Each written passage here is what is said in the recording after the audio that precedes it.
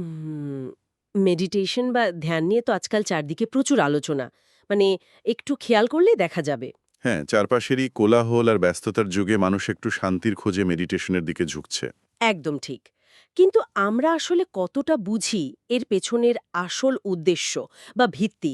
আজ আমরা এমন একটি সোর্সের গভীরে ডুব দেব যা ধ্যানের অনেক প্রচলিত রোমান্টিক ধারণাকে রীতিমতো চ্যালেঞ্জ করে। হুম, বেশ কড়াভাবেই চ্যালেঞ্জ করে বলা যায়।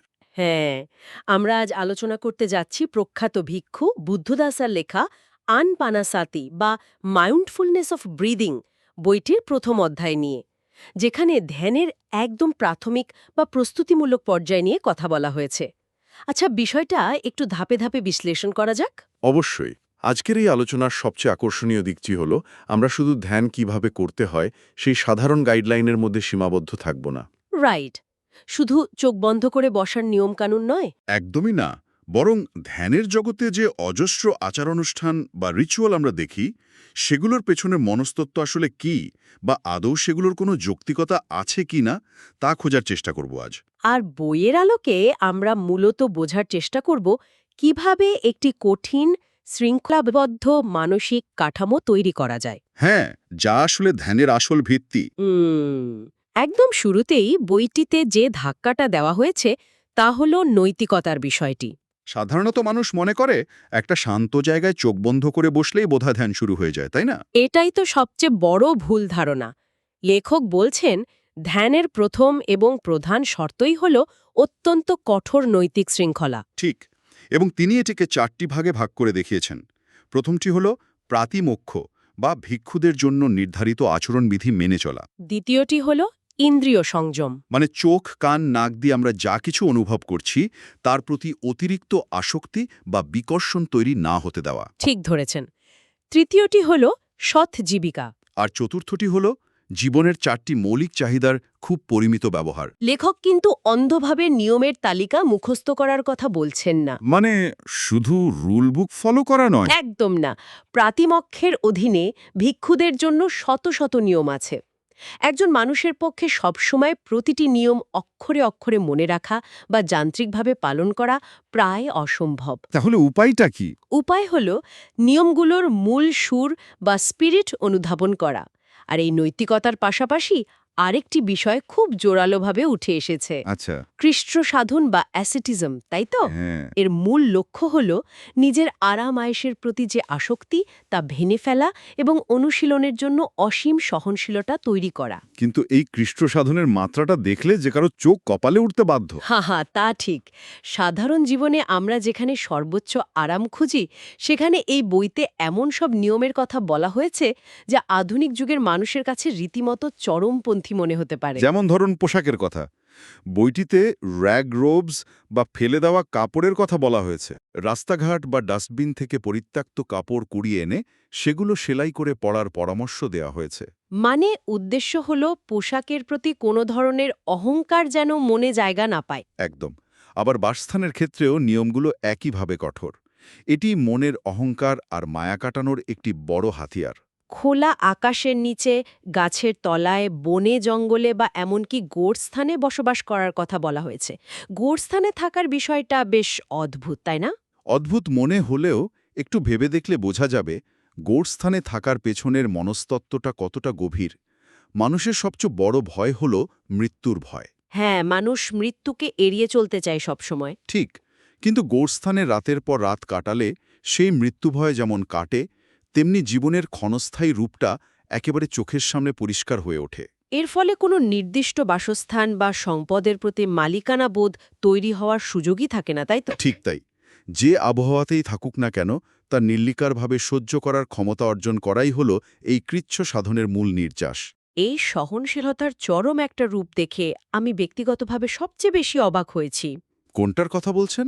না ঘুমানোর বিষয়টা? হ্যাঁ, বইটিতে ১৩টি ঐতিহ্যবাহী কৃচ্ছ সাধনের কথা উল্লেখ আছে, যার মধ্যে সর্বশেষ পদ্ধতিটির উদ্দেশ্য হল ধ্যানীর মনকে একদম ইস্পাত কঠিন বা অ্যাডাম্যান্টাইন করে তোলা। আর পদ্ধতিটা হল আনন্দদায়ক ঘুমকে এড়িয়ে চলার জন্য কখনো কখনো একেবারেই না ঘুমানোর অনুশীলন করা। মানে যে ঘুমকে আমরা শরীর সুস্থ রাখার সবচেয়ে বড় উপায় হিসেবে জানি, ধ্যানের গভীরে যাওয়ার জন্য সেই ঘুমের আরামকেও জয় করার কথা বলা হচ্ছে। এটা তো সাংঘাতিক। হ্যাঁ, তবে এই না ঘুমানোর অনুশীলনটা কিন্তু শরীরকে কষ্ট দেওয়ার জন্য নয়, বরং মনের ওপর পূর্ণ নিয়ন্ত্রণ প্রতিষ্ঠার জন্য। একটু বুঝিয়ে বলবেন? ধরুন, ঘুম যখন শরীরকে আচ্ছন্ন করতে চায়, তখন সেই তীব্র ক্লান্তি আর ঘুমের ইচ্ছার বিরুদ্ধে দাঁড়িয়ে একাগ্রতা ধরে রাখাটা মনের জন্য এক বিশাল পরীক্ষা। আচ্ছা, মানে শরীর আর মনকে এক সুতো বাঁধার জন্যই এই কঠিন প্রস্তুতির প্রয়োজন। একদম। নৈতিকতা আর কৃচ্ছ সাধন যখন হাত ধরাধরি করে চলে, কেবল তখনই ধ্যানের জন্য এমন এক শক্ত ভিত তৈরি হয় যা যে কোনো বাইরের প্রভাব থেকে মনকে মুক্ত রাখতে পারে। এই যে নিজের সাথে নিজের একটা অদ্ভুত লড়াই, ঘুমের সাথে, আরামের সাথে, ভয়ের সাথে, এটা তো পুরোপুরি একটা ভেতরের সংগ্রাম। হ্যাঁ, সম্পূর্ণ ভেতরের বিষয়। কিন্তু মজার ব্যাপার হলো, বর্তমানের ধ্যান কেন্দ্রগুলোর দিকে তাকালে দেখা যায় এই ভেতরের সংগ্রামের চেয়ে বাইরের কিছু আচারের দিকেই বেশি জোর দেওয়া হচ্ছে। ঠিক বলেছেন। আর এখানেই বিষয়টা আরও অনেক বেশি আকর্ষণীয় হয়ে ওঠে, কারণ বইটি এরপর ঠিক এই জায়গাতেই আলোকপাত করে এবং প্রস্তুতিমূলক আচার বা পূর্বভাগের দিকে মোড় নেয়। হ্যাঁ, বইটিতে এমন 12টি আচারের কথা বিশ্লেষণ করা হয়েছে যেগুলো ধ্যানের আগে পালন করা হয়। কিন্তু লেখক খুব স্পষ্ট করে জানিয়ে দিয়েছেন যে বুদ্ধের যুগে এই আচারগুলোর কোনো অস্তিত্বই ছিল না, এগুলো অনেক পরে যুক্ত হয়েছে। ঠিক সময়ের সাথে সাথে কিভাবে মূল দর্শনের গায়ে আচারের প্রলেপ পড়ে, এটি তার একটি চমৎকার উদাহরণ। তবে লেখক এগুলোকে একেবারে বাতিলও করে দেননি। যেমন ধরুন, প্রথম দুটি আচার ধ্যানকেন্দ্রের প্রধান ভিক্ষু এবং ধ্যান শিক্ষকের প্রতি সম্মান প্রদর্শন করা। বুদ্ধের যুগে তো এখনকার মতো এমন প্রাতিষ্ঠানিক ধ্যানকেন্দ্র বা নির্দিষ্ট সিলেবাস ছিল না। তখন শিষ্যরা গুরুর কাছাকাছি গিয়ে দিনের পর দিন থাকতেন। বর্তমানে এই সম্মান জানানোর উদ্দেশ্য কিন্তু নিছক মাথা নত করা বা আনুষ্ঠানিকতা পালন করা নয়, এর একটি গভীর মনস্তাত্ত্বিক কারণ আছে। কারণটা হলো পারস্পরিক বোঝাপড়া তৈরি করা। শিক্ষক এবং শিষ্যের মধ্যে, তাই তো? একদম। একজন শিক্ষককে বুঝতে হবে তার শিষ্যের মানসিক অবস্থা কেমন, তার দুর্বলতাগুলো কোথায় এবং কোন পথে তাকে এগোতে হবে। অন্যদিকে শিষ্যকেও গুরুর প্রতি এমন একটি নির্ভরতার জায়গা তৈরি করতে হবে। হ্যাঁ, যাতে ধ্যানের কঠিন পথে যখন সে হতাশ হয়ে পড়বে, তখন যেন গুরুর নির্দেশনার উপর সে পূর্ণ আস্থা রাখতে পারে। এই আচারগুলো সেই মানসিক সংযোগ তৈরির একটি মাধ্যম মাত্র। এই গুরুর প্রতি আস্থার বিষয়টি বোঝাতে বইটিতে একটি প্রাচীন জেন গল্পের উল্লেখ করা হয়েছে, যা সত্যি গায়ে কাঁটা দেওয়ার মতো। মহামতি বোধিধর্মের গল্পটা। ভিক্ষু বোধিধর্মের কাছ থেকে ধ্যানের শিক্ষা পাওয়ার জন্য এতই উদ্গ্রীব ছিলেন যে তিনি দিনের পর দিন বরফের মধ্যে দাঁড়িয়ে থাকতেন। কিন্তু বোধিধর্ম শুধু দেয়ালের দিকে মুখ করে ধ্যানে মগ্ন থাকতেন, কোনো কথাই বলতেন না। ঠিক শেষ পর্যন্ত নিজের একাগ্রতা আর নিষ্ঠা প্রমাণ করতে ওই ভিক্ষু নিজের একটি হাত কেটে বোধিধর্মের সামনে রেখেছিলেন। এরপরেই কেবল বোধিধর্ম তাকে শেখাতে রাজি হন। এই গল্পটি শুনলে আপাতদৃষ্টিতে অনেক বেশি সহিংস বা চরম মনে হতে পারে, কিন্তু এর রূপক অর্থটি খেয়াল করা দরকার। রূপক অর্থটা কি আসলে? এটি তখনকার দিনের আধ্যাত্মিক নিষ্ঠা এবং সত্য জানার তীব্র ব্যাকুলতার একটি চিত্র তুলে ধরে। নিজের হাত কেটে ফেলাটা আসলে নিজের অহংকার, নিজের শরীর ও আরামের প্রতি সবচেয়ে বড় যে আসক্তি, সেটাকে কেটে ফেলার প্রতীক। ও, মানে আক্ষরিক অর্থে হাত কাটা নয়। ঠিক। বর্তমান সময়েও কিছু কিছু ধ্যান কেন্দ্রে শিক্ষার্থীদের চরম পরীক্ষা নেওয়া হয়। হয়তো কাউকে সিঁড়িতে বা বারান্দায় টানা 3 দিন বা 7 দিন এক জায়গায় বসে থাকতে বলা হয়। শুধু এটা দেখার জন্য যে তার ভেতরে শেখার সেই আগুনটা আসলেই আছে কিনা। একদম তাই। আর ঠিক এই জায়গাতেই আজকের দিনের ধ্যান বা আধ্যাত্মিক চর্চার সাথে একটা বড় পার্থক্য চোখে পড়ে। কেমন পার্থক্য? বর্তমানে অনেক ক্ষেত্রেই দেখা যায় শুধু কয়েকটা ফুল আর ধূপকাঠি দিয়ে সম্মান জানিয়েই মনে করা হয় যে গুরুর প্রতি বা ধ্যানের প্রতি সব দায়িত্ব শেষ হয়ে গেছে। হ্যাঁ, এই যে ভেতরের আগুনের বদলে বাইরের আনুষ্ঠানিকতার উপর নির্ভর করা, এটাই মূল সমস্যা। এরপর বইয়ের ৩ নম্বর থেকে ১০ নম্বর আচারের দিকে তাকালে ধ্যানের নামে চলা বেশ কিছু জাদুকরী চিন্তাভাবনা বা ম্যাজিক্যাল থিঙ্কিংয়ের অসারতা খুব সুন্দরভাবে ফুটিয়ে তোলা হয়েছে। জাদুকরী চিন্তাভাবনা বলতে এখানে বোঝানো হচ্ছে সেই সব মানসিকতাকে যেখানে মানুষ মনে করে কোনো বাহ্যিক কাজ বা আচার পালনের মাধ্যমেই হয়তো আধ্যাত্মিক উন্নতি লাভ করা সম্ভব। ঠিক তাই, যেমন ৩ নম্বর আচারে ধ্যান শুরুর আগে মোমবাতি বা ধূপকাঠি জ্বালানোর কথা বলা হয়েছে। লেখক খুব কড়া ভাষায় বলছেন যে এগুলো হলো অপেশাদারদের বা যারা ধ্যানের গভীরে যেতে পারেনি তাদের একটা ক্ষণস্থায়ী শখ মাত্র। সত্যিকারের ধ্যানের তো বাইরের আলো বা সুগন্ধির দরকার নেই। একদম না। তার উচিত নিজের মনের ভেতরে মোমবাতি জ্বালানো, অন্তর্দৃষ্টির আলো জ্বালানো, যাতে তা দিনরাত ২৪ ঘণ্টা উজ্জ্বল থাকে। যদি আমরা এটাকে বৃহত্তর প্রেক্ষাপটের সাথে মিলিয়ে দেখি, হ্যাঁ, যদি আমরা এটাকে বৃহত্তর প্রেক্ষাপটের সাথে মিলিয়ে দেখি, তাহলে বুঝতে পারবো যে এই বাহ্যিক আচারগুলো মানুষের এক ধরনের আদিম মনস্তত্ত্ব থেকে জন্ম নিয়েছে। মানুষ সবসময়ই কঠিন কাজের চেয়ে সহজ শর্টকাট খুঁজতে ভালোবাসে, তাই না? ঠিক, নিজের মনের অন্ধকার দূর করার চেয়ে একটা মোমবাতি জ্বালানো অনেক সহজ কাজ।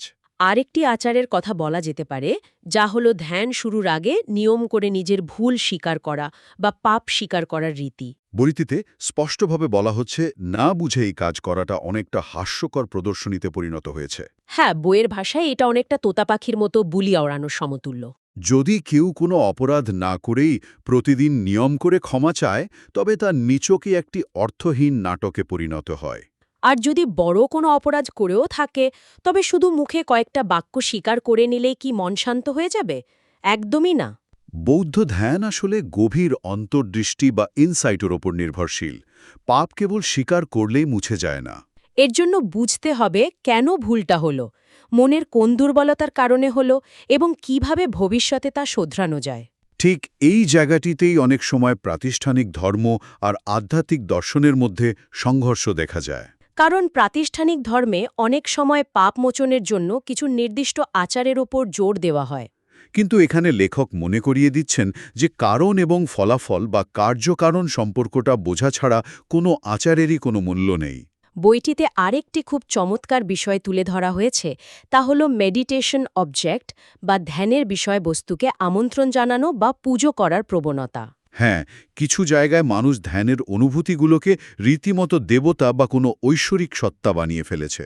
যেমন ধ্যানের গভীরে গেলে যে এক ধরনের আনন্দ বা প্রফুল্লতা তৈরি হয়, কিছু কিছু ধারায় সেটাকে নাম দেওয়া হয়েছে পরম পূজনীয় উত্তোলক আনন্দ বা ভেনারেবল আপলিফটিং র্যাপচার।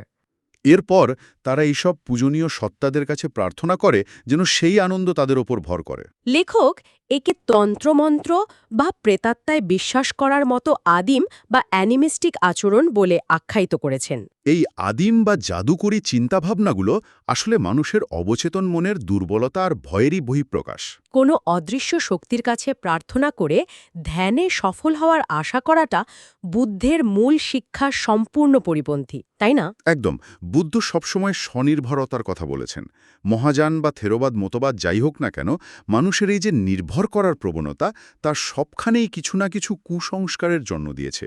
বাইরের কোনো শক্তির কাছে প্রার্থনা করার চেয়ে নিজের ভেতরের উদ্যম, শক্তি এবং ইচ্ছা শক্তিকে জাগ্রত করাটা অনেক বেশি কঠিন, কিন্তু সেটাই একমাত্র কার্যকর পথ। একদম ঠিক বলেছেন। ভাইয়ের কথা যখন উঠলই, তখন ৯ নম্বর আচারটির কথা বিস্তারিত বলতেই হয়।